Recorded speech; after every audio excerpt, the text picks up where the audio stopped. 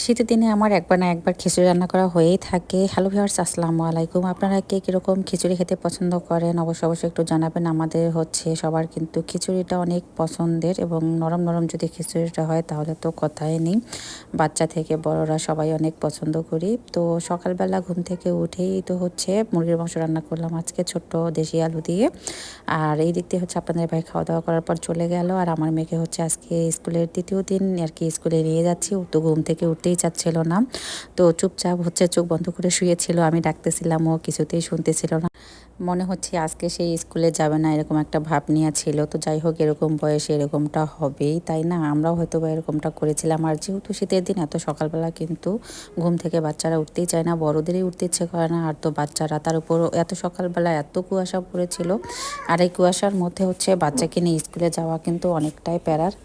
আমার মতে পুরো জানুয়ারি মাসটাই কিন্তু স্কুল বন্ধ রাখা উচিত, শুধুমাত্র ভর্তি কার্যক্রম থাকুক, তাই না? আপনারা আমার সঙ্গে একমত কিনা অবশ্যই একটু কমেন্টসে জানাবেন। আর এদিক দিয়ে স্কুলে তো মেয়েকে রেখে চলে আসলাম।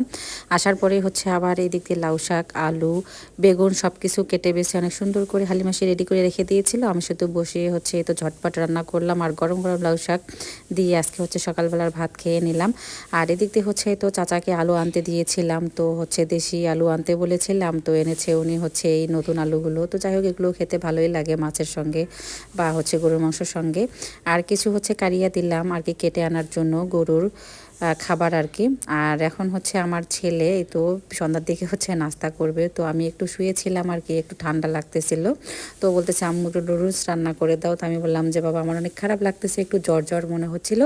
তো ও নিজেই কি সুন্দর একাই নুডলস রান্না করে খাচ্ছিল। তো এরকম সময় আমি এসে একটু ভিডিওটা করে নিলাম। আর আমিও একটু খেয়ে দেখলাম নুডলসটা আসলে অনেক মজার হয়েছিল।